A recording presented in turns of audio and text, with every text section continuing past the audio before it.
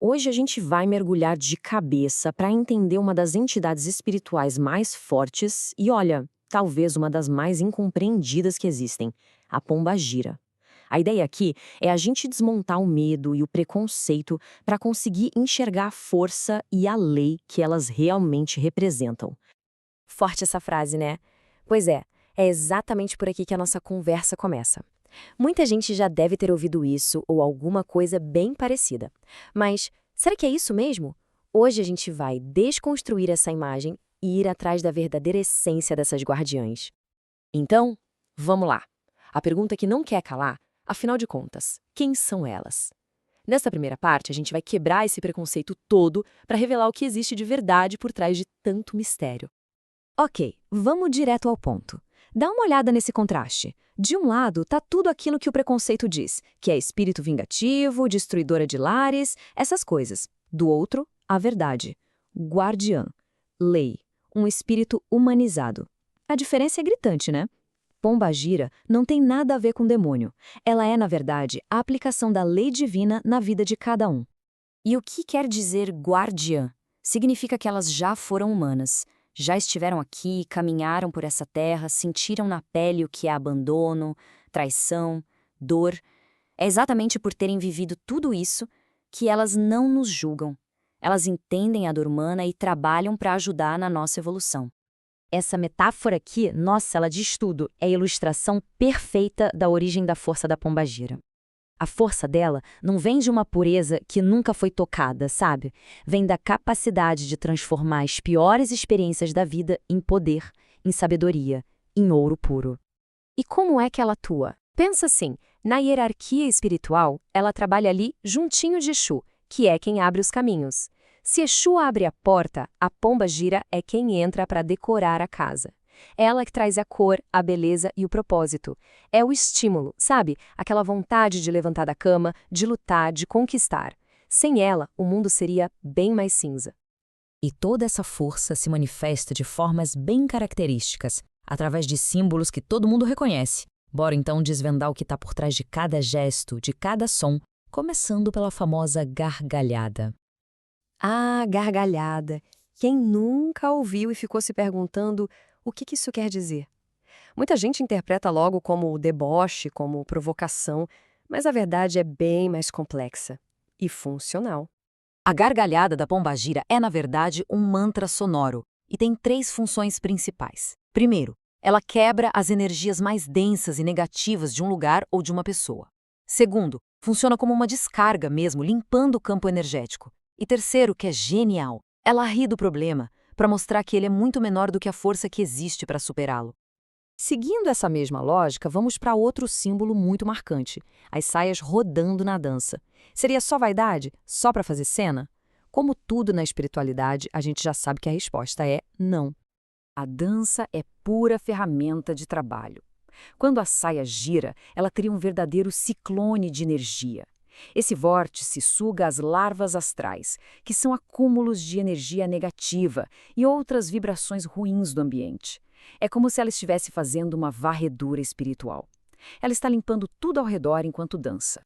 Agora que a gente entendeu melhor os símbolos, vamos falar da organização. Pombagira não é uma entidade só. É um nome para um verdadeiro exército de espíritos, uma imensa falange organizada em diferentes linhas de trabalho. Esse quadro ajuda a gente a visualizar essa organização em falanges. As pombagiras da encruzilhada, como a Dona Sete Encruzilhadas, atuam em decisões, em negócios, na abertura de caminhos. As da Calunga, ou do cemitério, como a Dona Maria Mulambo, lidam com o passado, com aquilo que precisa morrer para algo novo nascer. E as da Lira, como a Rainha Maria Padilha, regem a sedução, a diplomacia, o poder da palavra. E essa analogia aqui resume tudo perfeitamente. Cada falange, cada pombagira tem sua especialidade. Não se trata de uma ser mais poderosa que a outra, de jeito nenhum. A questão é procurar a energia certa para o problema certo. É tudo sobre sintonia e especialização. E agora chegamos na parte talvez mais crucial de todas: a estrutura ética em que a pomba-gira atua. É aqui que os maiores erros de interpretação acontecem. Essa é a pergunta de R$ 1 milhão, não é? E a resposta para ela define a diferença entre usar a espiritualidade para a luz ou para a sombra. E olha, a resposta pode surpreender muita gente. Então, o ponto central é este. Pombagira serve à lei e não ao ego ferido de ninguém. O livre-arbítrio permite que se peça o que quiser, claro. Mas quando se pede justiça, a lupa divina se vira primeiro para quem fez o pedido. A causa é justa. A razão está do lado de quem pede. Ela não é uma assassina de aluguel espiritual. Se o pedido for injusto, a conta volta para o remetente. E pode ter certeza, os juros são altíssimos. Então, qual é o jeito certo de pedir? É pedir para si. Pedir proteção, pedir brilho pessoal, pedir força para superar os obstáculos. Pedir para que ela afaste da sua vida quem não serve mais à sua jornada. A justiça? Essa a gente entrega nas mãos da lei e foca na nossa própria evolução. E vamos fechar com esse pensamento. A verdadeira justiça na visão de uma pombagira não é a destruição do outro, é a sua ascensão pessoal, o seu sucesso, a sua felicidade, a sua plenitude. Essa é a resposta final. Laroye Pombagira. E fica a reflexão. Qual é a grande lição que a gente tira sobre o poder da transformação? Vermelho, preto, fumaça, mistério. Vamos falar a verdade?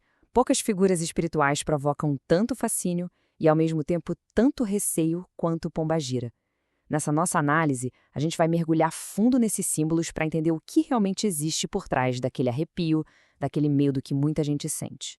E olha só, essa confissão de uma aluna, a Clara, é o ponto de partida perfeito. Sabe por quê?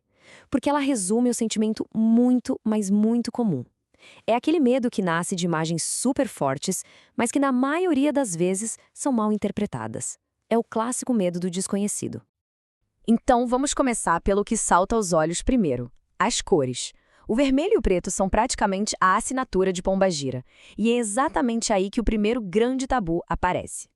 Essa é a pergunta de R$ 1 milhão, né? Por que logo essas duas cores tão intensas que a nossa cultura muitas vezes liga a perigo, a coisas negativas, por que elas são tão centrais para essa entidade? A resposta é muito mais profunda do que parece à primeira vista. E aqui a gente vê a grande virada de chave. O vermelho, que logo assusta por lembrar perigo, na verdade é a cor do sangue que pulsa e nos mantém com vida. É a cor da paixão, da força, do movimento. E o preto? Longe de ser o mal ou o vazio, o preto é o grande mistério. É a terra fértil onde a semente germina no escuro. É a proteção do útero, é poder. E essa frase da Mãe Serena, nossa, ela resume tudo de um jeito brilhante. As cores não são sobre se esconder na escuridão. Pelo contrário, é sobre usar a profundidade do mistério para de lá de dentro fazer a luz brotar. Ok, superamos a questão das cores. Agora vamos para outro ponto que gera uma confusão danada: as oferendas. Coisas como champanhe, cigarros. Essa é uma pergunta bem lógica, não é mesmo? Se um espírito não tem corpo físico, não tem pulmão, não tem estômago, para que raios ele iria querer essas coisas? Com certeza não é para consumo, como muita gente pensa. A palavra-chave aqui, o segredo, é alquimia. O que importa não é o álcool da bebida ou a nicotina do cigarro. O que se usa é a essência energética desses elementos. Eles se tornam verdadeiras ferramentas para um trabalho espiritual. E aqui fica tudo mais claro, né? A essência do champanhe, com aquelas bolhas subindo sem parar, é a pura energia da alegria, da expansão. Serve para elevar o astral de um lugar ou de uma pessoa. Já a fumaça do tabaco, ela une os elementos ar e terra, é um limpador poderosíssimo de aura. São ferramentas de trabalho e não vícios. Agora sim, chegamos no tópico que talvez seja o mais polêmico, o mais cheio de fantasia em torno de Pombagira: os tais feitiços de amor. Quem nunca viu um cartaz desses por aí, prometendo amarrar uma pessoa, forçar um relacionamento? Mas vamos pensar um pouco. Será que essa ideia de controle, de submissão, tem alguma coisa a ver com a verdadeira natureza de Pombagira? E aqui está o ponto principal, o pulo do gato. Pombagira é uma entidade que, em todas as suas histórias, lutou pela própria liberdade. Então, por que um espírito que preza tanto, mas tanto a liberdade, iria trabalhar para escravizar o livre-arbítrio de alguém num relacionamento? Não faz o menor sentido, é um paradoxo total. Essa distinção é fundamental. A tal da amarração cria nós energéticos, força uma situação que não é para ser.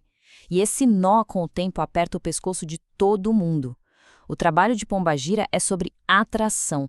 É sobre fortalecer a pessoa, dar um brilho pessoal, fazer com que ela se ame tanto, mas tanto que se torne um imã natural para um amor de verdade. E aqui está a grande revelação, a beleza da coisa. O verdadeiro trabalho de amor de Pombagira não é sobre manipular o outro, é sobre trazer a pessoa de volta para o seu próprio centro, para o seu poder pessoal. Bom, chegando ao final dessa nossa jornada, o que a gente pode concluir? O caminho que fizemos aqui foi basicamente um caminho do medo para o empoderamento. Recapitulando rapidinho, a gente deu um novo significado para as cores, entendeu a alquimia por trás das oferendas e, o mais importante de tudo, separou o joio do trigo. A atração genuína não tem nada a ver com controle no amor. E a lição final é exatamente esta. O poder mais magnético que existe, seja no amor, seja na vida, não vem de tentar controlar os outros. Vem de ser dona, de ser dono de si. Quando alguém está inteiro, seguro de si, essa pessoa se torna naturalmente irresistível. E a gente encerra com essa saudação tradicional. Laroye é uma palavra de reconhecimento, de respeito. É uma palavra que carrega a força de tudo isso que a gente conversou aqui, fechando nossa análise com um aceno profundo à tradição. Maria Padilha. Bom, só de ouvir esse nome a gente já sente um peso, né? É um nome que carrega poder, carrega mistério e que ressoa muito, mas muito além de qualquer contexto religioso. Então vamos entender o porquê. Ela não pede licença, ela toma posse. Olha, essa frase já diz tudo. Ela dá o tom da nossa conversa e já estabelece de cara essa natureza dominante, soberana que a gente vai explorar. Não é sobre pedir, é sobre ser, é sobre afirmar a própria presença e o comando. E aí vem a grande pergunta, né? O que faz esse nome ser tão conhecido, tão famoso, uma figura que aparece em todo tipo de conversa? Bom, a resposta é bem mais profunda e, com certeza, mais fascinante do que a gente costuma imaginar. Para a gente começar a desvendar esse ícone, a gente precisa ir direto ao ponto, naquilo que constrói qualquer reputação de verdade em qualquer área da vida. E essa palavra é eficácia. A fama dela não vem de histórias vagas, sabe? Vem de resultado. A abordagem é quase como a de uma CEO de altíssimo nível, sem rodeios, sem drama, com foco total na solução. É exatamente essa eficiência, essa coisa implacável que a torna uma força tão conhecida e, claro, tão procurada. Certo, agora que a gente já entendeu a fama, vamos um pouco mais fundo para sacar a verdadeira identidade dela. É super importante a gente deixar de lado aquela ideia mais simples de feiticeira e começar a entender o arquétipo que ela representa de verdade. Então aqui está o pulo do gato. O campo de atuação de Maria Padilha é a governança. Pensa nisso como a organização de sistemas, a gestão de poder. O trabalho dela não é só sobre amor ou vingança, não. Ela é uma verdadeira estrategista política do plano espiritual, lidando com estrutura, com a administração de grandes causas, uma rainha no seu domínio. E essa comparação aqui deixa tudo bem claro. De um lado, o que muita gente pensa, perigosa, brava, mas a realidade do arquétipo do outro lado é bem diferente. Aquela intensidade que muitos podem confundir com raiva, na verdade, é a exigência de uma soberana. Ela simplesmente não tolera desrespeito, não tolera mentira. O perigo não está nela. O perigo está em tentar enganar quem vê através de qualquer fachada. Mas como uma rainha consegue governar tantos assuntos diferentes? A analogia que a gente encontra é perfeita. Pensa nela como se fosse uma mulher de hoje em dia, sabe? Com vários papéis profissionais, atuando em diferentes escritórios. A essência é uma só, mas a função se adapta ao ambiente. O primeiro escritório é o da rainha. Essa é a faceta diplomata, a comandante. Ela é quem lida com as questões de alto escalão, justiça, disputas complicadas, a abertura de caminhos que pareciam impossíveis. Ela é a grande estrategista no comando do tabuleiro de xadrez. Aí a gente vai para outro escritório, a Padilha das Almas. Aqui o clima é outro, é mais introspectivo. Ela é a feiticeira profunda que atua nos limiares, lidando com a magia mais densa, quebra de feitiços e oferecendo um escudo espiritual poderosíssimo. A natureza dela é mais séria, mais reservada. E claro, chegamos na famosa Padilha do cabaré. Mas é fundamental a gente ressignificar essa imagem. O cabaré de antigamente não era um lugar de bagunça. Era um centro de poder, um lugar onde segredos eram negociados, onde a informação valia ouro. Ela é a dona do negócio, a mestra da influência. Ela ensina que a sedução é uma ferramenta de poder e que a liberdade de verdade vem da independência tanto financeira quanto emocional. Ok? Com os papéis definidos, como ela age, como são os métodos dela. Porque a magia de Padilha não é um simples toma lá, dá cá. É um processo muito mais sofisticado. É alquimia pura, uma transformação que começa de dentro para fora. E isso nos leva a uma palavra-chave para entender tudo: brio. Padilha não se impressiona com o valor material das coisas. O que realmente importa é a intenção, a dignidade, o capricho que se coloca em um gesto. Um ato simples, mas feito com orgulho e respeito, vale infinitamente mais que qualquer luxo oferecido por pura obrigação. E as ferramentas que todo mundo conhece são, na verdade, símbolos dessa alquimia pessoal. Olha só o processo. Primeiro, o fogo. Ele não serve para queimar e destruir, mas para transmutar a energia negativa em combustível. Depois, a rosa vermelha. Não é para atrair outra pessoa, é para despertar a paixão pela própria vida. E por fim, o perfume. O perfume é a sua marca no mundo, a influência que fica por onde você passa. E aqui a gente chega no coração da filosofia dela. O objetivo final do trabalho não é ter controle sobre o outro. Então, depois de toda essa jornada, qual é a mensagem central que essa estrategista soberana deixa pra gente? O que ela diria para quem está buscando o próprio poder? O conselho final é este: levante a cabeça ou a coroa cai. É simples, direto, quase uma lei da física espiritual. A coroa, que é o seu poder, a sua dignidade, ela só fica no lugar se a postura for erguida. É um chamado para não se curvar nem para a adversidade, nem para a falta de amor próprio. Afinal, realeza exige postura. E com isso, a análise termina com uma reflexão final que volta para cada um de nós. Na filosofia de Maria Padilha, não existe papel de coadjuvante na própria vida. O convite, o desafio dela é para que cada pessoa assuma o papel central. Então, no fim das contas, a questão não é sobre ela. A questão é quem está ocupando o trono na sua própria história. Vamos lá. Hoje a gente vai mergulhar fundo numa das figuras mais intrigantes e, olha, talvez uma das mais incompreendidas da espiritualidade: Maria Mulambo. O nome dela, por si só, já é um paradoxo, sabe? Uma contradição que a gente está aqui para desvendar junto. E a pergunta que não quer calar é exatamente essa. Porque, vamos combinar, em português, mulambo é uma palavra pesada.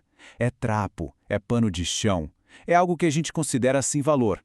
Então, como assim uma guia espiritual, uma entidade de pura luz, não só aceita, mas escolhe um nome desses?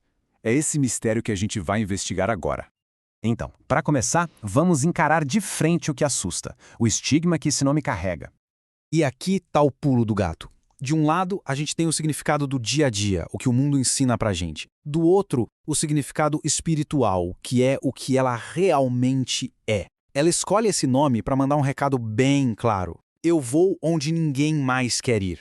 Sabe quando a sociedade descarta alguém, quando uma pessoa se sente um lixo? É exatamente aí que ela chega. Para ela, isso não é humilhação, é um chamado. Essa frase, nossa, ela resume tudo de um jeito brilhante. Aquela saia que muita gente pode imaginar que é feita de farrapos, na verdade é um manto de realeza. Diz a lenda que ela já foi rainha, conheceu o luxo, mas conheceu também o fundo do poço. Então cada remendo naquela saia não é um sinal de pobreza. Pelo contrário, é uma dor que foi superada, uma história que foi vencida. É um símbolo de resiliência que sinceramente vale mais do que qualquer coroa de rei. Ok, então a gente já entendeu o simbolismo do nome e da roupa. Agora vamos ver como essa realeza toda se manifesta no campo de trabalho dela. Quando a gente ouve que a Maria Mulambo trabalha na lixeira, a primeira imagem que vem é do lixo físico, né? Mas não é nada disso. É uma metáfora poderosíssima. A lixeira, no caso, é o nosso porão emocional. Aquele cantinho onde a gente joga tudo o que não quer mais encarar. Relacionamentos que já apodreceram, mágoas que pesam 1 tonelada, culpas que paralisam a gente. É nesse espaço sagrado que ela faz a magia dela acontecer. E o trabalho dela é uma alquimia de verdade. Ela não tem nojinho, não tem medo de mexer no que tá sujo dentro da gente. Primeiro ela chega e revira tudo, bota pra fora aquilo que a gente tentou esquecer. Depois, ela ajuda a tirar o que já não serve mais, o que tá em decomposição. E com isso, com essa limpeza, ela aduba o solo da nossa alma, sabe? Deixa tudo prontinho pra finalmente plantar a semente de um recomeço. É como se ela fosse uma jardineira de almas tristes. Essa a força dela. Mesmo nas situações mais impossíveis, nos corações mais duros, onde parece que nada mais pode crescer, a presença dela traz essa possibilidade de vida, de beleza, de esperança de novo. É impressionante. Tá, mas e aí? O que uma entidade tão poderosa assim valoriza de verdade? É aqui que a gente descobre uma diferença fundamental, que mostra qual é o verdadeiro luxo aos olhos dela. Olha só que comparação fascinante.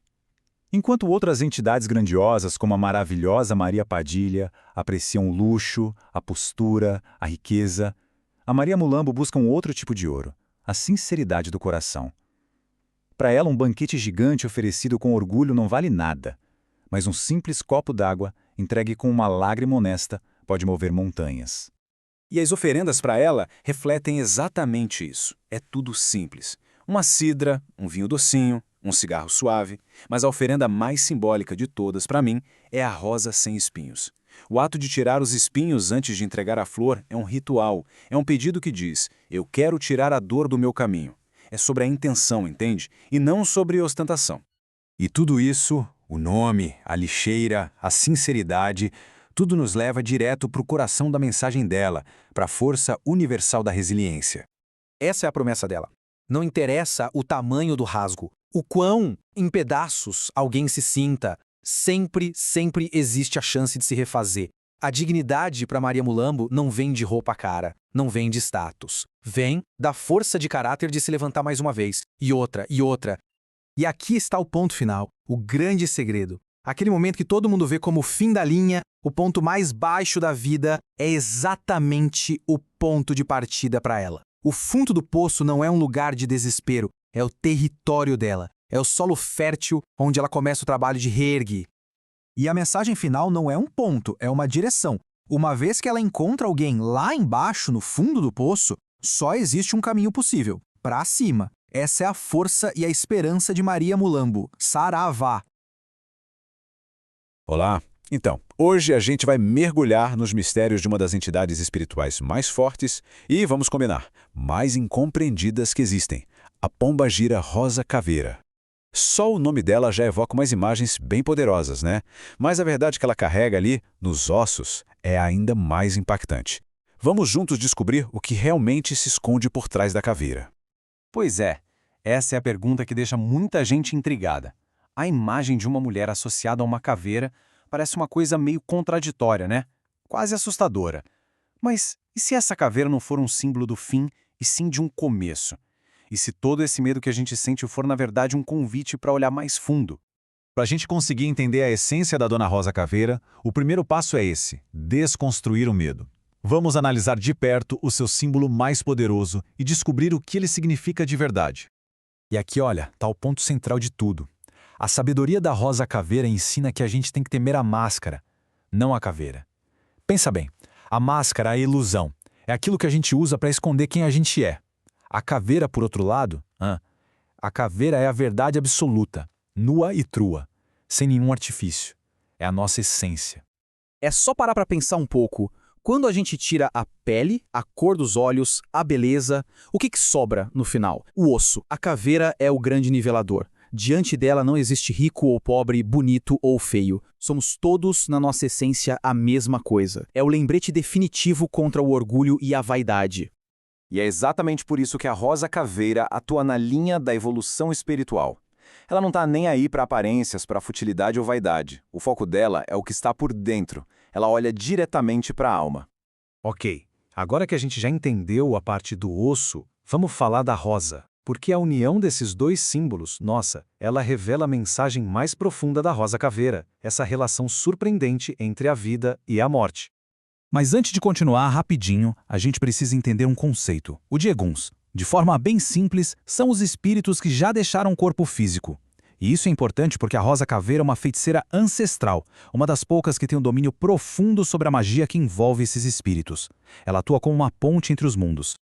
Essa é a representação mais marcante dela. Tenta imaginar a cena, de onde só deveria existir fim e decomposição. Uma flor vibrante desabrocha. Uma rosa que, literalmente, nasce do osso. E aqui está a grande revelação. Essa imagem não celebra a morte, mas sim a resiliência da vida. É a mensagem poderosíssima de que mesmo daquilo que parece ser o fim, a beleza pode e vai renascer. Para quem está enfrentando um luto, isso é um consolo profundo, a certeza de que a morte não é o ponto final. Mas o poder da rosa caveira vai muito além do simbolismo, viu? Ela tem uma função ativa e muito séria no plano espiritual. Ela é uma guardiã, uma verdadeira sentinela da justiça astral. Dá para pensar nela como se fosse a polícia do astral. E por que essa função é tão crucial?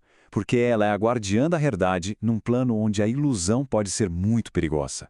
Ao lado de entidades como o Sr. João Caveira, ela protege os mistérios com muito rigor. Então, um médium que se deixa levar pela vaidade, alguém que ousa mentir na presença dela, ela age de forma implacável para restaurar a ordem e ensinar, na base da disciplina, uma lição de humildade. Então, a pergunta que fica é: como se aproximar de uma entidade tão séria e tão direta? A resposta, olha que interessante, está nas oferendas dela, que refletem exatamente a sua natureza, focada em sabedoria e transformação. Diferente de outras pombagiras, ela tem uma preferência especial por rosas amarelas. E o amarelo não é por acaso. Simboliza a sabedoria, a riqueza do conhecimento, a transformação. As velas bicolores, como preto e vermelho, refletem essa dualidade com que ela trabalha, vida e morte, luz e sombra. E as bebidas, sempre mais secas, como o champanhe, são sinal de respeito e seriedade. E os pedidos feitos a ela são igualmente profundos. Não se pede um amorzinho bobo para Dona Rosa Caveira. O que se pede é clareza, proteção e, acima de tudo, sabedoria. Sabedoria para enxergar a verdade e para não ser enganado. E tudo isso que a gente conversou converge para a sua lição final, que é talvez a mais dura, mas também a mais importante de todas: a justiça implacável do karma. Este é o seu grande ensinamento. A aparência passageira, ela se decompõe. O que realmente permanece, o que fica gravado nos ossos da história, são as ações de cada um. É o caráter. Com ela, não tem essa de passar a mão na cabeça. A Rosa Caveira encara a pessoa e mostra as consequências diretas das escolhas que foram feitas. A mensagem é direta. Assuma a responsabilidade. Pode até doer, mas é essa verdade dolorosa que nos força a crescer e a evoluir. E assim, com respeito profundo por sua justiça e sabedoria, a gente entende a força da Rosa Caveira. Caminhar com ela é sentir o peso da verdade, sim, mas com a certeza de que nunca mais seremos enganados. Laroyer, Dona Rosa Caveira! Hoje, a gente vai mergulhar fundo num arquétipo espiritual que, olha, desafia quase tudo o que se pensa sobre o poder feminino. Uma figura de pura força, de estratégia e de uma coragem que não se abala. Vamos conhecer a general, a guerreira, Maria Quitéria. E essa frase, nossa, ela já diz tudo. Ela bota as cartas na mesa e muda o tom do jogo na hora. A gente não está falando de sedução ou de artimanhas, não. Estamos falando de tática de batalha, de força. É uma energia que chega para organizar o ambiente, sabe? Então, para a gente entender a Quitéria, a primeira coisa é sacar como ela quebra completamente o padrão. Sabe, enquanto muitas pombagiras são vistas como rainhas cheias de glamour, ela se apresenta de outra forma. Ela é uma comandante militar. E o que salta aos olhos aqui é justamente esse contraste. De um lado, aquela imagem popular, né, de vestidos, encantos, danças sensuais, e do outro, a realidade da Quitéria. Calça, bota, postura de combate e arma na mão. Ela simplesmente redefine o que é o poder feminino no campo de batalha espiritual. E essa energia, claro, tem tudo a ver com a heroína da história do Brasil. Aquela mulher que se vestiu de homem para lutar pela independência. A falange de Maria Quitéria vibra exatamente nessa frequência. A da mulher que toma o seu lugar, nem que seja na marra, principalmente se esse lugar for na linha de frente. E ela não luta sozinha, não. A aliança mais forte dela é com Ogum, o orixá da guerra, do ferro. Pensa só, eles são uma dupla de ataque perfeita. A espada de Ogum vem abrindo caminho na força bruta, e o punhal da Quitéria é preciso, cirúrgico, vai direto no ponto fraco do inimigo. Agora vamos avançar um pouco para ver como essa natureza de guerreira se manifesta na prática. Porque a principal função dela não é o ataque pelo ataque. É, na verdade, uma defesa implacável. E aí vem aquela pergunta, né? A pergunta que muita gente faz, às vezes com o pé atrás. A energia dela é tão intensa, tão direta, que pode sim ser confundida com violência. Mas a gente precisa refinar essa percepção. Essa analogia é perfeita. Não se trata de violência gratuita, se trata de defesa. É a força primal de uma guardiã que protege o que é seu, sem hesitar um segundo e com força total. Ela é uma defensora, não uma agressora. Então, o pulo do gato é este aqui. A especialidade dela é a quebra de demanda. Enquanto outras entidades podem fazer uma limpeza de energias ruins, a Quitéria vai na origem do problema. Ela é especialista em desarmar ataque espiritual, inveja, feitiçaria pesada. O processo dela é pura tática. Primeiro, ela identifica aquelas conexões tóxicas que estão sugando a vitalidade, seja de gente ou de situação. Depois, com o punhal dela, ela não apara, não. Ela corta o mal pela raiz. E, por fim, ela age como um escudo que reflete, devolvendo o ataque para quem mandou. Simples assim. Isso aqui é crucial para sacar a filosofia dela. Quem está procurando um ombro para chorar, um consolo, não vai encontrar na Quitéria. Ela não trata ninguém como vítima. Muito pelo contrário, ela capacita. Ela oferece as ferramentas e a coragem para a pessoa lutar as próprias batalhas. Beleza, já entendemos como ela age. Mas e aí? Como a gente se conecta com essa força toda? As oferendas dela são um reflexo direto da personalidade forte que ela tem, desse arquétipo de general. O negócio dela não são flores delicadinhas. Embora ela aceite rosas vermelhas, que simbolizam a paixão e o sangue da batalha. Ela prefere elementos de força, bebidas de alto teor alcoólico, tipo whisky, conhaque, e o fumo forte de cigarrilhas, muitas vezes naquelas piteiras longas, que dão um ar de elegância e autoridade. Mas, acima de tudo, o elemento principal dela é o aço, o metal da lâmina dela. É muito comum colocarem um punhal simbólico nas oferendas, apontado para fora, como se fosse um sentinela protegendo o ambiente. O aço representa a natureza dela, forte, afiada e que não se corrompe. E até as cores dela contam uma história, né? O vermelho é a cor da guerra, da paixão, da vida. O preto representa a noite, a proteção, os mistérios que ela guarda. E o verde, que aparece bastante, é uma homenagem direta à aliança dela com Ogum. Agora a gente chega na parte final, que talvez seja a mais importante de todas, a lição que Maria Quitéria deixa. É uma mensagem que vai muito além do espiritual e se aplica assim na veia na nossa vida cotidiana. Aqui está o coração do ensinamento dela. Ela tem pavor de covardia. Para Quitéria, o medo é uma armadilha que só serve para paralisar. Já a coragem, mesmo que seja um pinguinho de coragem, é a única ferramenta que pode de verdade levar para a liberdade e para a vitória. A mensagem dela é, no fundo, um baita grito de independência. Não é para ficar esperando que outros lutem as suas lutas, não é para terceirizar a sua proteção ou o seu poder. A lição é se tornar autossuficiente, uma força a ser reconhecida por si só. E isso não é só uma ideia abstrata, se traduz de um jeito muito prático. A independência que ela prega é tanto emocional quanto financeira. É sobre aprender a se defender, seja de uma ofensa ou de algo mais sério, e ter a sua própria grana, a sua autonomia. É sobre ser dono da própria vida. No final das contas, contar com a proteção da Maria Quitéria é como sentir que se tem uma legião inteira guardando as costas. É aquela certeza de que existe uma força de guarda-costas espiritual ali, dando apoio e firmeza para nunca cair. E a gente termina com essa reflexão. O arquétipo da Quitéria vive em todo mundo que enfrenta alguma batalha. Então a pergunta que fica é essa: qual é a sua guerra?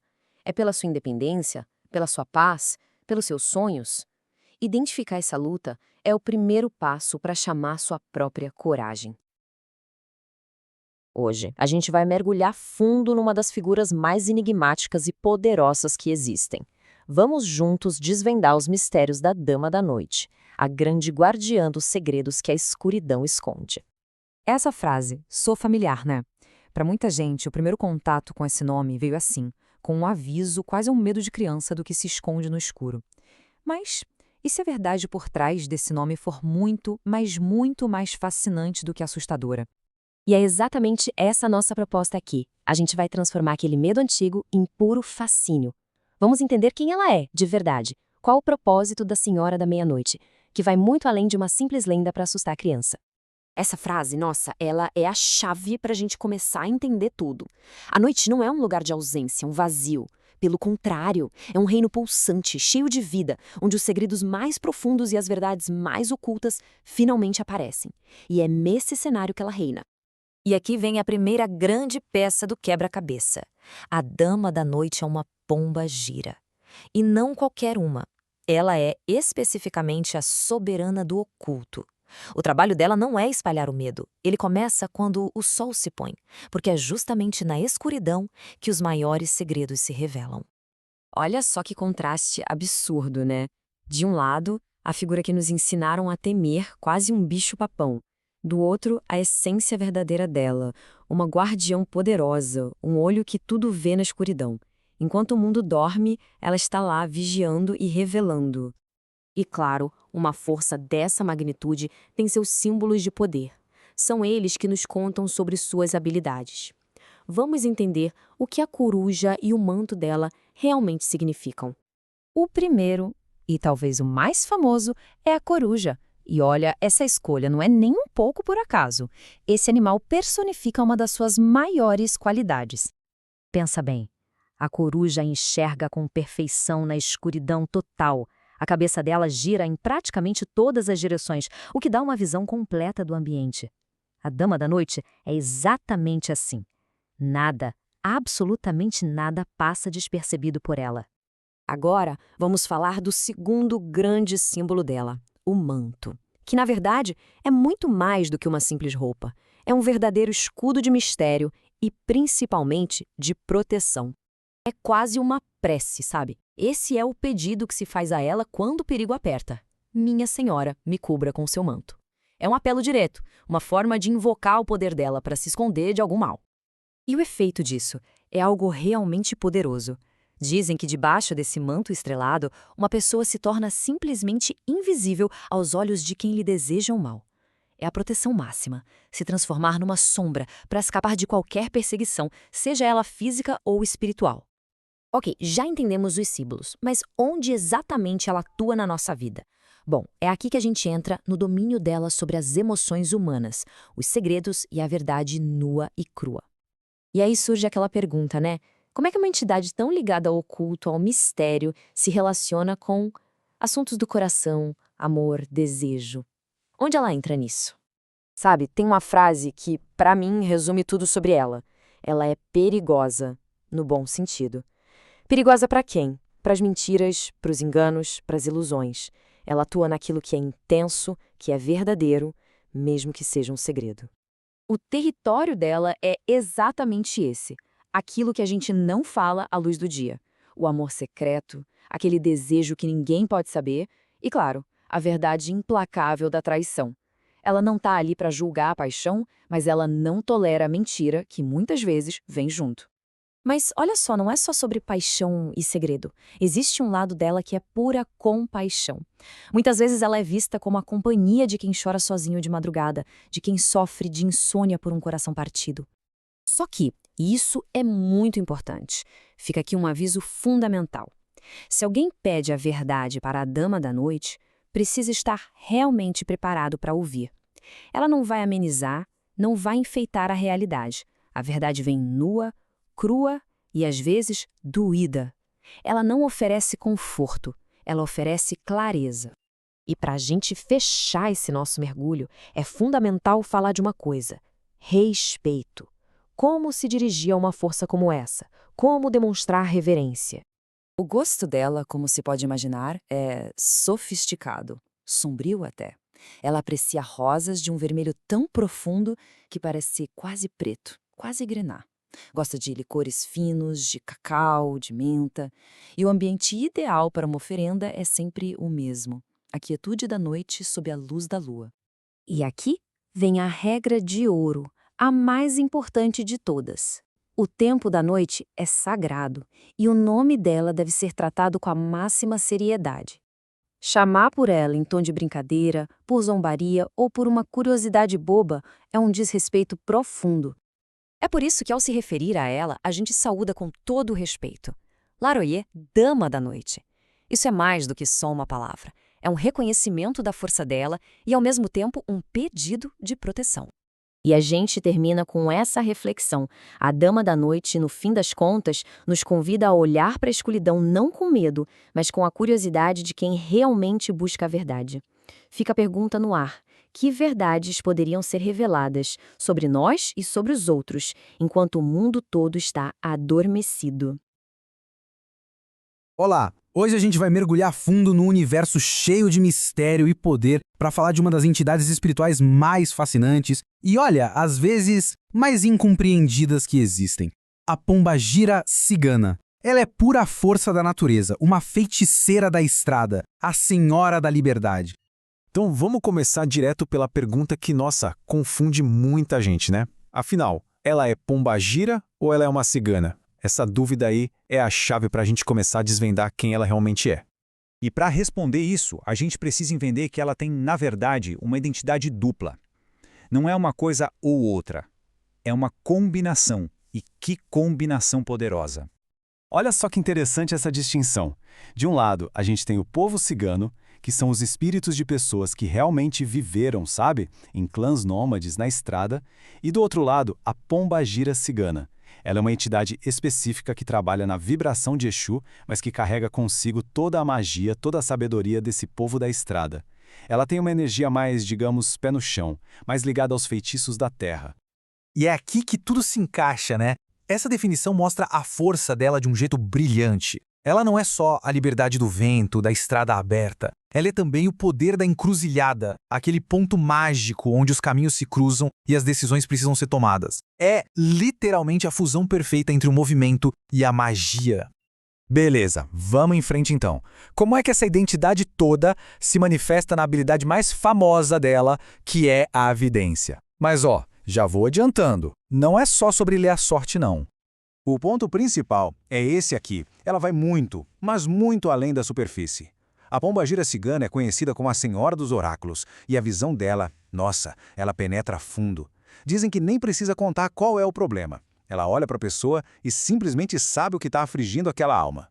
E para canalizar essa vidência toda, ela usa várias ferramentas, né? A gente está falando de tarô, baralho comum, até mesmo moedas, a famosa bola de cristal e, claro, a leitura das linhas da mão. Ela domina essa arte de decifrar os sinais do destino. E essa é a grande filosofia dela, o grande ensinamento. O destino não é uma sentença cravada na pedra, sabe? É uma estrada, cheia de curvas e bifurcações. Se o caminho tá ruim, tá cheio de buraco, ela tem aquela sabedoria para mostrar um atalho, uma rota alternativa para um futuro melhor. Mas o que uma entidade tão poderosa como ela valoriza de verdade?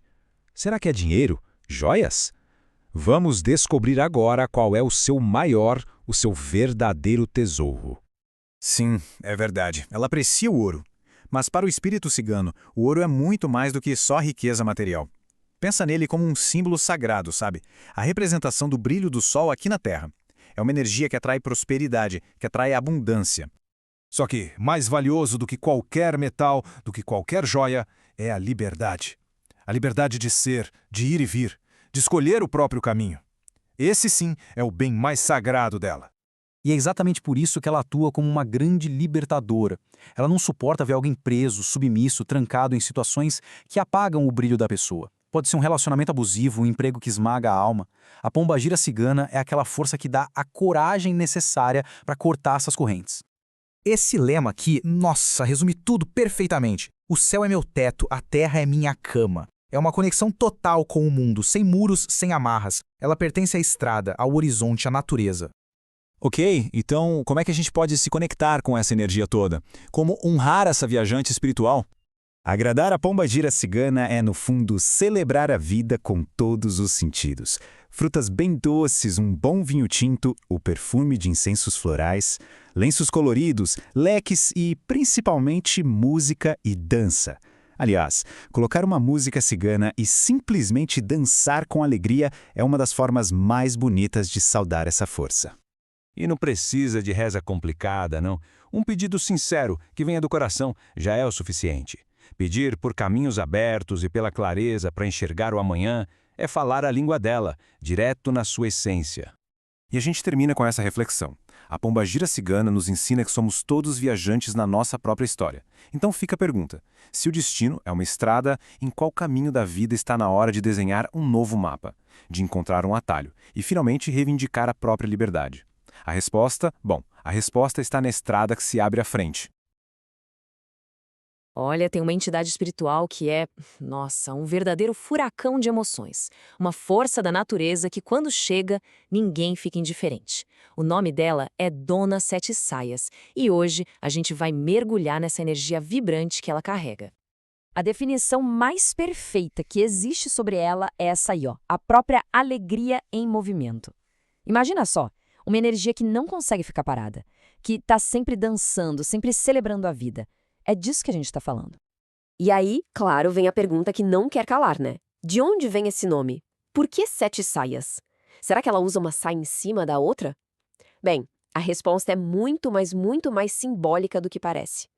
O nome dela não tem nada a ver com a roupa em si. Na verdade, tem a ver com um simbolismo extremamente poderoso. Para a gente entender a Dona Sete Saias, primeiro a gente precisa desvendar o mistério que existe por trás do número 7. O número 7, ele é um número cabalístico, né, com um significado gigante em um monte de tradições.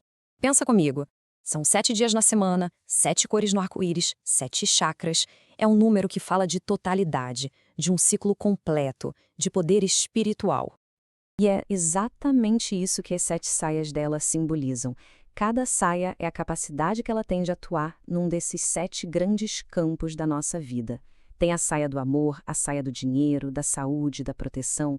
A cada giro que ela dá, uma saia espalha uma energia diferente, mexendo com todas as áreas da nossa existência. Ok, mas como é que essa energia se manifesta na prática? Aqui tem um ponto crucial para a gente entender. Dona Sete Saias não é só boazinha. Não, não. Ela é uma força de absoluta intensidade. Essa é a palavra. Intensa. Com ela não existe meio termo, não existe talvez. É tudo ou nada, sempre. Essa dualidade é a essência dela. Ou ela ama com toda a força do mundo, ou ela odeia. Ou ela dá tudo o que tem, ou ela tira tudo também. Essa natureza extrema é muito forte nos assuntos do coração, na conquista. Sabe aquela sensação de borboleta no estômago? É a vibração dela chegando. Ela simplesmente não sabe o que é ser morna. Ou a coisa ferve, ou a coisa congela. E olha, aqui vai um aviso importante, viu? Quem promete alguma coisa para 7 saias e não cumpre, corre um sério risco de ficar rodando em círculos na vida, sem sair do lugar. A intensidade dela vale para o bem, mas vale para a cobrança também. E o mais fascinante é como essa intensidade toda se transforma numa ferramenta de cura poderosíssima. A magia das 7 saias é como se fosse uma explosão de cores e de vida, sabe? Um antídoto direto contra a tristeza, contra a estagnação.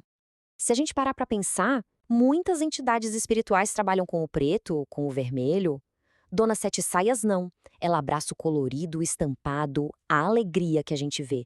O ensinamento dela é esse. A vida não pode ser cinza, de jeito nenhum. Pensa numa pessoa que está num estado de tristeza profunda, trancada, sem vontade de fazer nada. É aí que a Sete Saias entra. Ela chega girando, ela chega dançando, ela bagunça essa tristeza e força uma reação. Dizem que a gargalhada dela é tão poderosa que consegue quebrar a energia da depressão. Certo. Então, como a gente se conecta com essa força toda? O que se pede para Dona Sete Saias? O pedido é tão direto e tão poderoso quanto a energia dela. A interação com ela é bem clara. Não se pede por coisas paradas, por estabilidade. Se pede, pelo contrário, por movimento, por mudança. E, em troca, a gente oferece aquilo que ela mais representa, a pura celebração da vida. É esse tipo de pedido. É um apelo quase desesperado, sabe? Para que a roda da vida volte a girar, para que as coisas saiam daquela inércia. É um pedido para que a energia dela venha e traga a mudança que for necessária. E as oferendas, claro, refletem quem ela é. Fitas de todas as cores do mundo, doces, frutas frescas e bonitas, champanhe e rosé, tudo que é festivo, tudo que é alegre, tudo que é vibrante. Porque no fim das contas, é isso. Dona Sete Saias é a própria festa que celebra a vida em sua totalidade. Ela é aquela força que está sempre lembrando a gente que viver é um ato de alegria, de cor e principalmente de movimento constante. Saravá Sete Saias. E tudo isso deixa a gente com uma reflexão final, né? Olhando para a própria jornada. Que área da vida está aí parada, pedindo por essa energia de rotação? Onde é que a gente precisa que a saia de sete saias gire e traga uma cor completamente nova?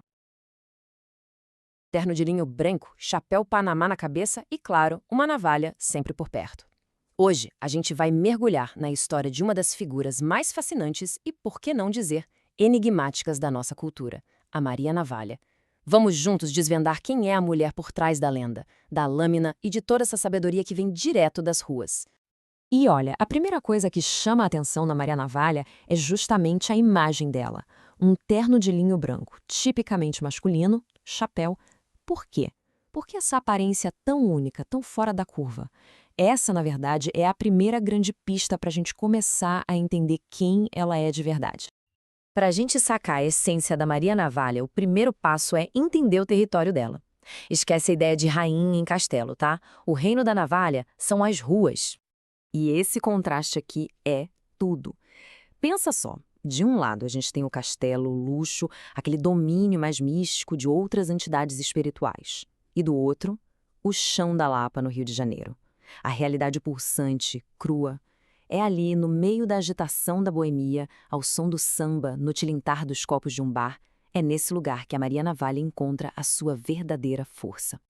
Então, quem é ela? Sim, ela é uma pombageira. Aquele arquétipo do feminino livre, dona dos seus próprios caminhos. Só que ela atua numa linha muito específica, a linha dos malandros. E o ponto-chave é exatamente este. A navalha é a personificação da mulher que precisou aprender a se virar sozinha. Ela não herdou poder, não nasceu com título de nobreza. Ela conquistou cada centímetro de respeito com pura astúcia e coragem ali, na selva de pedra. E a roupa dela, que mistura o masculino e o feminino, é o símbolo perfeito dessa dualidade. A sedução para encantar e a força para se impor. Ela joga nos dois times e domina o campo inteiro. Agora, vamos falar do objeto que dá nome a ela, a navalha. Mas olha, o significado disso aqui vai muito, mas muito além da violência. É sobre uma coisa bem mais profunda. Pensa na navalha dela como uma grande metáfora. É uma arma pequena que fica escondida, discreta. Mas o impacto pode ser devastador. Ela representa a inteligência, a estratégia. A grande lição aqui é que não se trata de ser o mais forte, mas sim o mais esperto, usando o elemento surpresa como seu maior aliado. E essa frase resume perfeitamente a filosofia dela. É um conselho para a vida, na verdade. Guarde seus trunfos, observe o jogo com atenção e haja no momento exato, quando ninguém estiver esperando. Isso é a pura essência da malandragem. E é aqui que a gente entende o propósito espiritual da lâmina. Ela não é uma arma usada para o mal, muito pelo contrário. A navalha dela serve para cortar a negatividade pela raiz. Sabe aquela mentira que te prejudica? A fofoca que destrói reputações? A traição? É isso que ela corta. E diz, inclusive, que ela é uma protetora ferrenha nas mulheres e que sua navalha age no mundo espiritual para cortar literalmente a mão de agressores. É uma ferramenta de justiça, de proteção. Ok, então se a navalha é a sua ferramenta de justiça, a quem ela dedica essa proteção toda? Quem são as pessoas que batem na porta da Maria Navalha pedindo ajuda? Ela é a protetora de quem vive no limite, sabe? Aquela galera que depende da agilidade, da sorte, do improviso para sobreviver. Não é sobre herança ou riqueza acumulada, é sobre o dinheiro do corre, aquele que tem que chegar para ontem. Ela é especialista em abrir caminhos onde parece não haver saída, principalmente para quem está na luta do dia a dia. E essa frase é a chave da sabedoria dela. Mais do que uma ajuda material, a Maria Navalha ensina uma postura diante da vida. Ter jogo de cintura é saber se esquivar dos golpes, encontrar saídas criativas onde ninguém vê. É dançar conforme a música, não importa quão doido seja o ritmo imposto pela vida. Mas então, fica a pergunta, o que agrada uma entidade tão poderosa e ao mesmo tempo tão pé no chão? A resposta pode surpreender e mostra exatamente quais são os valores dela. Olha só esse contraste que diz tudo. Muita gente pode pensar em oferendas de luxo, champanhe caro, banquetes. Mas a Maria Navalha valoriza a simplicidade e a autenticidade de um bom boteco. Uma cerveja estupidamente gelada num copo simples, uma sardinha frita com farofa. Para ela, o que importa de verdade não é o preço da oferenda, mas a lealdade e a sinceridade de quem a procura. E essa é talvez a lição mais importante dela. É genial. A frase quer dizer o seguinte: diante das dificuldades da vida, ou a gente toma a iniciativa, entra no ritmo e aprende a lidar com a situação, que é o sambar, ou a vida simplesmente te leva de qualquer jeito, te domina, aí se dança. É um chamado para a ação, para ter resiliência e para encontrar a alegria mesmo no meio do caos. E para fechar, fica esse aviso, que é ao mesmo tempo uma advertência e um lembrete do poder dela. A Maria Navalha é protetora, é justa, mas a sua lâmina está sempre afiada, pronta para cortar o que não serve mais. Uma figura de força, de astúcia e, acima de tudo, uma grande sobrevivente. Salve a malandragem! Olá! Hoje a gente vai mergulhar fundo no mistério do mar para conhecer uma entidade espiritual que é fascinante e muitas vezes super mal compreendida, a pombagira da praia. Vamos deixar um pouco de lado os estereótipos para descobrir a força, sabe? Uma força tranquila e poderosa que trabalha bem ali na arrebentação das ondas. Então, a primeira pergunta que surge, né, a pombagira, no mar, é um pouco estranho de pensar, porque, poxa, a gente está acostumado a associar essa energia com outros lugares, encruzilhadas, ruas, até cemitérios. Mas e o mar? A imensidão do oceano. Será que tem espaço para ela ali, no meio de tanta água salgada? É uma boa pergunta. E a resposta, na verdade, está bem aí, na beira do oceano, naquele ponto exato onde a terra e a água se encontram. É nesse limite que uma força muito particular atua. Então, bora lá, vamos além da encruzilhada para entender o domínio dessas guardiões. Vamos tentar visualizar a cena que a nossa fonte descreve. Imagina só, é meia-noite. Uma mulher belíssima caminhando pela areia. A barra da saia dela está molhada pela espuma do mar e ela segura uma taça na mão. Essa imagem, gente, captura perfeitamente a essência da energia da pombagira da praia. Ela é solitária, poderosa e tem uma conexão íntima, visceral com a força do oceano. Tá, mas por que o mar? É que, dentro dessa espiritualidade, o mar tem um nome muito poderoso: Kalunga Grande. Ele é visto como o maior cemitério do mundo, um portal imenso que guarda memórias, energias, segredos profundos. E é justamente nesse campo sagrado de Iemanjá que as pombageiras da praia trabalham, bem ali, na fronteira entre a areia e a água. E essa localização, esse lugar único no limite entre dois mundos, define a função principal dela. Ela não está ali por acaso, não. A missão dela tem uma profundidade de cura, o que nos leva ao seu título mais especial, que é o de Lavadeira da Alma. Lavadeiras da Alma. Pensa só por um instante na força dessa metáfora. Isso quer dizer que ela usa a própria água salgada, que talvez seja o elemento mais purificador da natureza, para fazer um trabalho espiritual direto nas nossas emoções mais profundas. E aqui está o ponto crucial para a gente entender como ela atua. Enquanto outras entidades, como a pombagira mulambo, por exemplo, trabalham na dor recente, curando a ferida que acabou de abrir, sabe? A pombagira da praia tem outra especialidade. Ela cuida da cicatriz. Ela lava essa marca antiga com a água do mar, garantindo que aquela mágoa do passado não volte a infeccionar, não volte a doer. Certo, mas e a personalidade dela? A energia da pombagira da praia é muitas vezes ligada a uma forma de sedução muito particular, bem diferente do que a gente está acostumado a ver. A pergunta, claro, é inevitável. Com essa conexão toda com o mar, elas seriam sedutoras como as sereias? A resposta é sim, mas não do jeito que a gente logo imagina. A sedução aqui não é só sobre atração superficial, é sobre um envolvimento que é total, profundo. Pensa na diferença fundamental dos elementos. Se a energia de uma pombagira como a padilha é o fogo, que aquece, que inflama com paixão, a da pombagira da praia é a água. Ela não queima, ela envolve, ela abraça. E pode ser tão profunda e avassaladora quanto o próprio oceano. E essa ideia toda é resumida nesta frase aqui, que é potentíssima. O amor e as emoções que ela rege têm uma profundidade imensa. É um sentimento que exige entrega, exige coragem, porque se a gente não souber navegar nessas águas, corre o risco de se sentir completamente submerso. E é por isso mesmo que ela atua direto nas emoções que a gente reprime. Sabe aquela tristeza antiga, aquele choro que parece que está preso na garganta? A pombagira da praia vem com a força de uma maré para quebrar essa barreira interna, forçando a gente a liberar o que ficou estagnado. Os poderes dela refletem essa dualidade do mar. Com o canto dela, que dizem ser hipnótico, ela pode trazer de volta amores que estão longe. Mas, com a mesmíssima força, ela pode limpar o caminho, puxando lá para as profundezas as energias e as pessoas que nos fazem mal. Ok, vamos para a parte prática então. Como se conectar com essa energia? Quais são as oferendas e qual é o seu maior feitiço, a principal forma dela ajudar? As oferendas para ela são delicadas e cheias de simbolismo. A champanhe branca, que lembra a espuma das ondas. As rosas, brancas ou rosadas, trazendo beleza e suavidade. E as cigarrilhas de menta, que dão aquele toque de frescor.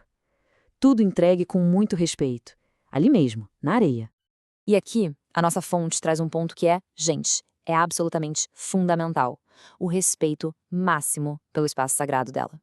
É um pedido muito claro para não poluir o mar. Não se deve jogar a garrafa ou qualquer outro resíduo na água. A natureza é o templo dela, e um templo precisa ser honrado. O maior trabalho dela, o seu feitiço mais poderoso, é o banho de limpeza espiritual. Quando a gente se sente sobrecarregado, com aquela sensação de peso, conhecida como ziaca, ou com energias de inveja e mal olhado, é para ela que se pode pedir ajuda. Usando o poder purificador do sal, ela simplesmente lava e leva embora toda essa negatividade. Para a gente fechar, vamos ver o ensinamento mais profundo que essa entidade nos traz. É uma verdadeira filosofia de vida, inspirada no movimento constante do oceano. E aqui está o grande ensinamento dela: a fluidez. Em vez de resistir aos problemas de forma rígida, como uma rocha que acaba quebrando com o impacto, a lição é ser como a água. A água encontra um obstáculo, flui ao redor dele, contorna e simplesmente continua o seu caminho, sem perder a própria essência. E isso se aplica muito ao nosso ritmo de vida. A pombagira da praia ensina que tem momentos de ser como a maré baixa. Às vezes é preciso recuar, se recolher, não para desistir, mas para reavaliar a situação e juntar forças para o próximo movimento. E aí, depois desse recuo estratégico, vem a hora de ser como a maré alta. Quando a oportunidade surge e a energia foi acumulada, é o momento de avançar com determinação e com força total, aproveitando o fluxo a nosso favor. No fim, é sobre saber o tempo de agir e o tempo de esperar. E assim, com a força e com a sabedoria das marés, a gente encerra a nossa conversa de hoje. A pombagira da praia ensina sobre limpeza emocional, sobre amor profundo e, acima de tudo, sobre a inteligência de fluir com a vida. Salve as senhoras da praia. Laroye. Sabe, em várias tradições espirituais pelo mundo, a gente encontra aquelas figuras que nos desafiam, né? Que vivem ali bem na fronteira entre o caos e a clareza. E hoje a gente vai mergulhar a fundo na história de uma das entidades mais poderosas e, olha, talvez uma das mais incompreendidas de todas. Para começar, vamos direto para essa reação aqui. Mãe, essa risada me arrepiou. É exatamente isso. É um sentimento que vem das entranhas, sabe? É a primeira impressão que muita gente tem quando sente a energia de Maria Farrapo. Uma força que logo de cara pode ser bem perturbadora. E essa é a pergunta que fica, né? Quem é essa entidade que tem um nome que significa literalmente trapos? Porque por trás de um nome que soa como pobreza, como desordem, existe um poder imenso e um propósito muito, mas muito específico. Então, bora lá descobrir quem ela é de verdade. Então, para começar, a gente precisa entender essa imagem que ela passa, essa persona de louca que causa tanto impacto e, vamos ser sinceros, muitas vezes causa medo. Olha, se tem uma palavra para definir a energia dela, a palavra é visceral. A energia dela não tem nada de sutil, nada de refinada. Pelo contrário, é uma força bruta, sabe? Primal. Uma coisa que se manifesta de um jeito muito intenso, muito direto dentro da Umbanda. E a imagem que vem com isso é chocante. Imagina só, a ação de rasgar as próprias roupas, os próprios farrapos numa manifestação. Parece um ato de puro caos, quase de autodestruição, né? Mas é aí que está o ponto principal. Porque esse ato que parece pura loucura, na verdade ilustra de uma forma brilhante o verdadeiro poder dela. Cada rasgo naquele tecido é um rompimento. Um rompimento com o julgamento, com o que a sociedade espera, com aquela necessidade de agradar todo mundo. É a representação mais pura da liberdade, uma liberdade radical. E aí a gente chega no grande paradoxo da coisa toda. A figura que parece ser a mais louca de todas era, na verdade, a guardiã da sanidade mental. Faz sentido, né? Ela entende o caos porque ela domina o caos. E é exatamente por isso que ela consegue trazer clareza. Ok, mas como é que esse poder todo funciona na prática? Como é que essa força que parece tão caótica age para ajudar as pessoas? É aqui que a gente vê a dualidade fascinante da magia dela. Para quem chega com o coração bom, ela trabalha desatando nós. Sabe aqueles nós mentais, emocionais, a confusão, a ansiedade? Ela desata tudo. Agora, para quem faz o mal, para quem persegue, ela tem poder de fazer o contrário. Ela cria nós, ela cria obstáculos, ela marca o caminho dessas pessoas. E é nesse ponto que a figura dela ganha uma importância social enorme.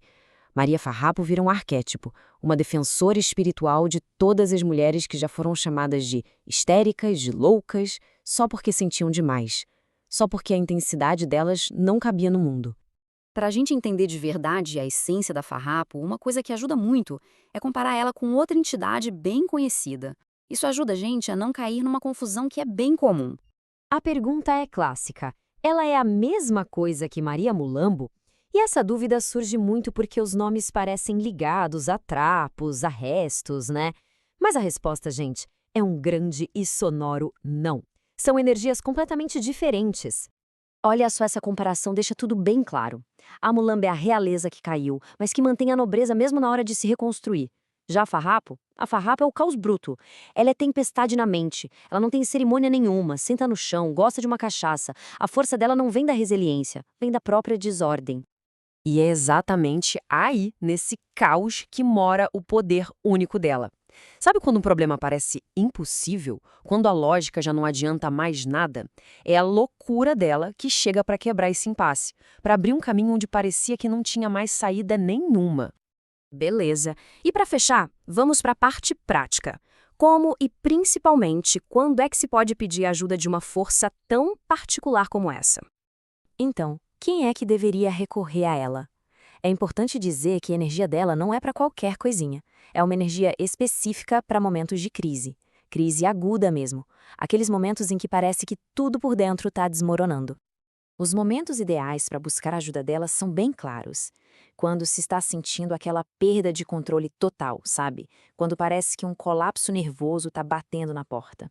Ou quando os próprios pensamentos viram um caos, um turbilhão de coisas confusas e até autodestrutivas. E o pedido é esse. Dona Maria Farrapo, leve minha loucura e me traga a clareza. É um pedido direto, honesto. É um ato de entrega, na verdade. É reconhecer o próprio caos, a própria loucura e oferecer isso para ela. Em troca, ela dá a sanidade dela, aquela clareza que só quem domina a desordem consegue oferecer. E a forma como ela age, a imagem disso é de uma força incrível. Ela não destrói o caos de quem a procura. Não, ela pega esse caos para ela. Ela integra o caos aos seus próprios farrapos, costura na saia dela e leva esse peso embora. E a gente termina com essa saudação que resume tudo perfeitamente. Salve Maria Farrapo, a mais louca e a mais sã da Umbanda. Fica aí a prova de que, às vezes, a clareza mais profunda não está na ordem, não. Está na coragem de abraçar o caos e conseguir transformar ele. Olá! Hoje a gente vai mergulhar fundo, sabe, nos mistérios de uma das entidades mais enigmáticas e fascinantes da espiritualidade afro-brasileira, a Pombagira da Figueira. Então, vamos juntos descobrir como é que a força da natureza se manifesta num espírito tão ancestral. E a primeira coisa que a gente se pergunta é exatamente isso. Por que uma entidade com tanto poder, tão reverenciada, está ligada a uma árvore? O que será que a figueira tem de tão especial? Olha, essa pergunta é a chave para a gente desvendar todo o mistério dela. Para começar a entender, a gente precisa primeiro olhar para a própria árvore, para a figueira. Vamos explorar o papel dela como um lugar de poder, de magia. É que, veja bem, a figueira não é vista como um simples vegetal, de jeito nenhum. Ela é considerada uma conexão direta, sabe? Um portal para o mundo espiritual. É como se fosse um ponto de encontro, um lugar sagrado onde o conhecimento ancestral fica guardado. Pensa nela quase como uma biblioteca viva, cheia de segredos antigos. E é exatamente nesse portal que a gente encontra a pombagira da figueira. Um ponto muito importante é que ela é diferente de outras entidades que são mais ligadas a festas, a celebrações. Não, ela é uma feiticeira de ritual profundamente conectada à sabedoria da terra, das raízes, e ela domina tanto os antídotos quanto os venenos da natureza. E essa conexão com a natureza se manifesta, claro, nos poderes dela. A própria biologia da figueira nos dá uma pista incrível de como ela atua. E aqui tem uma coisa fascinante, que é a metáfora que a própria árvore nos dá. Ao contrário de outras plantas, a flor da figueira não fica do lado de fora, exposta. Ela cresce para dentro, escondida. E isso ilustra de um jeito brilhante o modo de agir dessa pombagira. Ela atua no oculto, naquilo que não se vê, na raiz dos problemas. E essa dualidade de poder é algo impressionante. De um lado, ela é procurada para ajudar a curar a infertilidade, para despertar a criatividade, para dar vida a novos projetos. Do outro, ela tem o poder de secar o mal pela raiz. Isso mostra para a gente um princípio fundamental, né? Que a mesmíssima força que nutre a vida também pode remover o que ameaça essa vida. É um reflexo perfeito do equilíbrio e das consequências que existem na própria natureza. Bom, uma natureza tão poderosa assim exige respeito, claro. E isso nos leva a um aspecto muito sério sobre se conectar com ela, o pacto de lealdade e as suas consequências. Aí, claro, vem a pergunta. Com tanto poder, ela pode ser perigosa? A resposta não é tão simples, mas é bem direta. Essa citação da fonte diz tudo, né? A palavra-chave aqui é séria. Não se trata de perigo no sentido de maldade, mas de uma força da natureza que simplesmente não tolera desrespeito ou brincadeira. E aqui estão os termos desse pacto. Ela exige verdade. Ponto. Quebrar uma promessa feita a ela pode fazer com que certas áreas da vida sequem, sabe? Exatamente como ela seca a raiz do mal. Por outro lado, a lealdade é recompensada com uma força inabalável. Uma pessoa sob a proteção dela se torna como a própria árvore centenária, firme contra qualquer tempestade. E para finalizar, vamos ver como essa conexão é honrada na prática e qual é a principal lição que ela nos deixa. O ensinamento que vem, claro, das próprias raízes. A lógica aqui é bem clara. Para se conectar com a guardiã da árvore, o ritual acontece no reino dela. As oferendas são deixadas na natureza, aos pés de uma árvore que simbolize essa força, reforçando essa ligação com a terra. Os elementos oferecidos também refletem a natureza dela. Vinho tinto seco, figos frescos, mel, fumo de rolo. E reparem nas cores, verde escuro e roxo. São as cores do figo maduro, né? Uma representação perfeita da essência dela. E a gente termina com a sabedoria mais profunda que ela nos traz. Isso aqui não é só uma lição espiritual, é uma lição de vida. Antes de buscar sucesso, crescimento, resultados visíveis, os frutos, é preciso construir uma base sólida, raízes fortes. Porque no final das contas, é a força da nossa base que vai determinar se a gente resiste ou se a gente cai diante das tempestades da vida. Uma reflexão poderosa para qualquer jornada. Hoje a gente vai conversar sobre uma das figuras mais interessantes e, olha, muitas vezes mal interpretadas da Umbanda, a pombagira menina. O nome dela, né? Menina, já cria uma confusão danada. Então, bora lá entender direitinho quem é essa força. Essa é a primeira pergunta, a que todo mundo faz. A gente ouve menina e, na hora, pensa num espírito de criança, tipo um erê. Mas a resposta é um sonoro e definitivo não. E entender essa diferença é o ponto-chave para sacar o poder dela. Olha, é muito importante não misturar as estações aqui. De um lado, a gente tem o erê, que é a energia da pureza da criança na sua forma mais total. Do outro lado, a pombagira menina. Ela não tem a ver com a infância, mas sim com aquele momento exato da virada, da transição. É a pura energia do desabrochar. Então, o pulo do gato é este. Ela é um arquétipo. Ela representa aquela fase da vida, sabe? Cheia de descobertas, de novidades. Não é uma criança com uma boneca na mão, de jeito nenhum. É a força, a potência da juventude que está descobrindo o seu próprio poder, o seu próprio encanto. E o campo de trabalho dela é simplesmente fascinante. É a energia daquele primeiro flerte, da vaidade que começa a aparecer, sabe? Daquele arrepio gostoso do primeiro amor. É exatamente esse encanto que ela usa como ferramenta. Ela traz leveza, rapidez, mas com a força de uma mulher que já sabe o que quer. Ok, agora que a gente já entendeu a essência dela, vamos ver como essa energia toda funciona na prática. O grande presente que ela traz para a vida da gente é a renovação. Tá, mas e aí? Quando é que se chama por ela?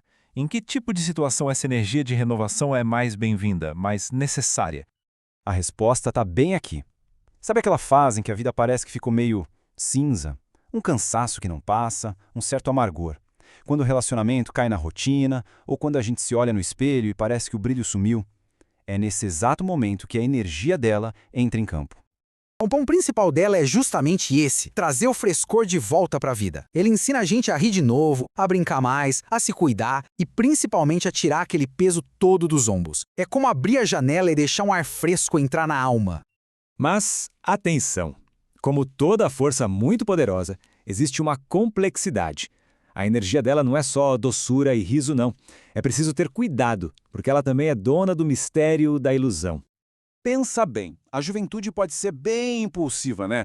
Pois é, a pombagira menina também tem esse lado. Ela não tem nada de ingênua. Pelo contrário, ela usa a ilusão como uma ferramenta para ensinar, muitas vezes para testar e para mostrar a verdade nua e crua. E essa história de ilusão funciona basicamente de duas maneiras. Primeiro, ela pode até dar aquele amor que foi pedido por puro capricho, só para a pessoa sentir na pele que não era bem aquilo que a alma dela precisava. E segundo, que é muito poderoso, ela usa a ilusão para quebrar outras ilusões. Sabe aqueles feitiços feitos para cegar alguém da realidade? Ela vai lá e pá, desfaz tudo. Bom, vamos agora para uma parte mais palpável, mais bonita. Como são as oferendas para uma entidade tão cheia de brilho, tão cheia de vida? Ela adora o que é belo, o que é doce, mas sempre com um toque de sofisticação. Repare só nos detalhes. É champanhe rosé, não qualquer. São rosas cor-de-rosa que falam de romantismo, de juventude e não aquele vermelho escuro da paixão avassaladora. Tudo que se oferece para ela reflete quem ela é, vibrante, bonita e cheia de charme. E agora, a gente chega no coração da mensagem dela. Depois de entender quem ela é, como ela trabalha, do que ela gosta, qual é a grande sabedoria que ela deixa para nós? Se a gente pudesse resumir todo o ensinamento dela numa única ideia bem poderosa, qual seria? E é esta aqui. Essa frase é a essência da filosofia dela. É um convite muito direto para a gente soltar o que está pesado, para deixar de carregar fardos que nem são nossos. Ela ensina a curar o que dói, a encontrar alegria de novo, a ir dançar, a viver com mais leveza. E é com essa lição tão bonita que a gente encerra essa conversa, saudando essa força maravilhosa de renovação e de alegria. Laroye, pombagira menina. Hoje a gente vai fundo em um momento uau, poderosíssimo, o clímax de um manifesto espiritual que é a gira das 12 luas. É aqui que tudo se amarra, sabe? Aquele ritual final de transformação, onde 12 forças arquetípicas se encontram para uma revelação que muda tudo. Bora entender como essa história se desenrola. E o ponto de partida é esse sussurro, da Clara. Dá pra sentir o arrepio? A cena tá ali, montada. O ar fica pesado, denso, cheio de uma presença que não se vê, mas se sente. É o comecinho da última gira, um momento que, nossa, é puro mistério, pura energia. Fisicamente, a sala pode estar vazia, mas espiritualmente, tá abarrotada. Então, só para todo mundo ficar na mesma página, o que é uma gira? Bom, de forma bem simples, é um ritual espiritual. Pensa num círculo de energia, de conexão. Entender isso é a chave para a gente acompanhar essa jornada, porque agora que esse círculo finalmente vai se fechar. E olha, não é uma gira qualquer não, é a gira final, o grande momento. Pensa só, ao longo de 12 luas, 12 entidades foram chamadas. E agora a gente vai finalmente entender o porquê de tudo isso. O segredo é que a força nunca esteve em uma só, mas em todas elas juntas. E aí vem a grande sacada, a revelação da Mãe Serena que vira o jogo. Pombagira não é uma figura única, uma mulher numa encruzilhada. Não, é muito, mas muito maior que isso. É uma força da natureza, um grito primal, a própria essência do feminino que está em tudo. Ok, com essa ideia na cabeça, a chamada final começa. E aqui é o clímax. É visceral. É uma procissão de cada um desses 12 arquétipos, cada pedacinho desse grito feminino vai passar através da Clara. cada uma deixando sua marca, sua lição, sua força. A procissão não começa de qualquer jeito. Ela começa pela base, pelos pilares de força. O primeiro grupo que chega já vem trazendo o essencial: a força para se governar, a capacidade de curar as próprias feridas e a garra para se defender. E quem são elas? Primeiro, Maria Padilha, que chega e entrega a coroa. A lição dela é clara: quem não se governa vira escravo. Depois vem Maria Mulambo, que vai lá no lixo catar os cacos do coração e transformar em ouro, ensinando sobre a cura que vem da humildade. Aí chega Maria Quitéria com o aço na mão para autodefesa. E por fim, Rosa Caveira, que encara a morte de frente para ensinar a lidar com a verdade nua e crua, sem medo. Depois dessa base de ferro, a jornada segue, pela noite e pela estrada. Esse segundo grupo já traz uma outra vibe.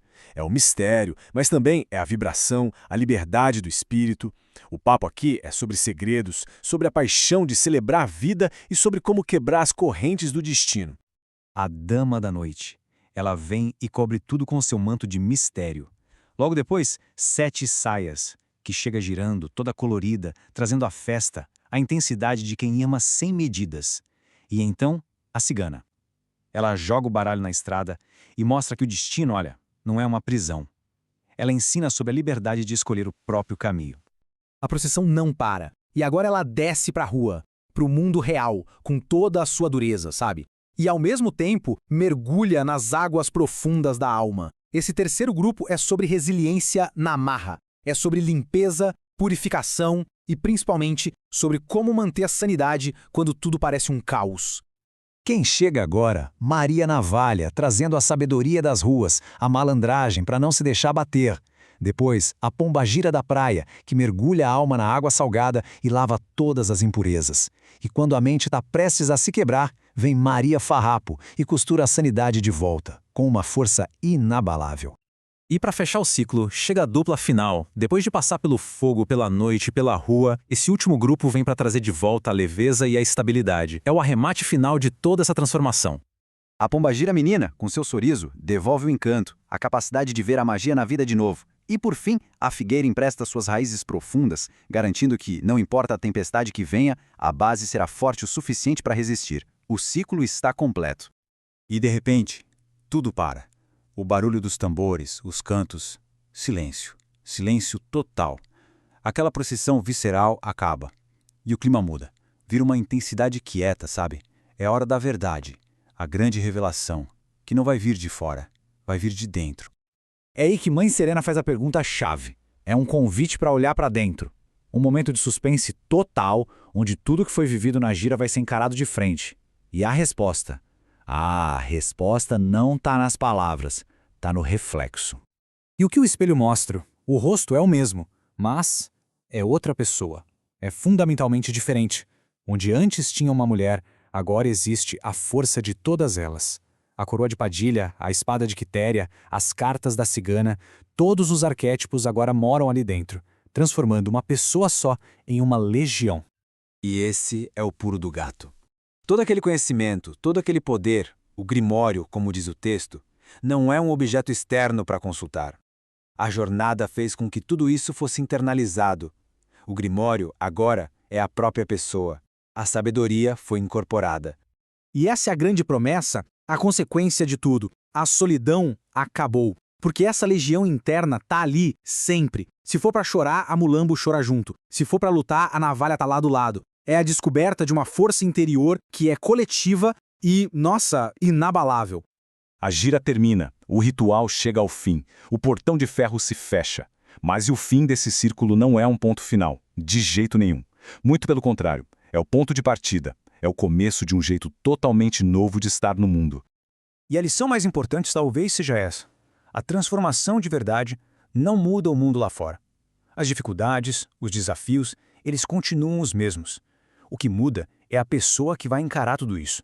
A percepção, a capacidade de interagir com o mundo. Isso sim mudou para sempre. E a gente termina com essa frase que é um soco no estômago, né? A mudança interna de uma pessoa tem o poder de criar ondas de choque. Essa transformação pessoal, essa redescoberta da força coletiva feminina tem um poder universal, capaz de abalar as estruturas do próprio mundo. A magia nunca dorme.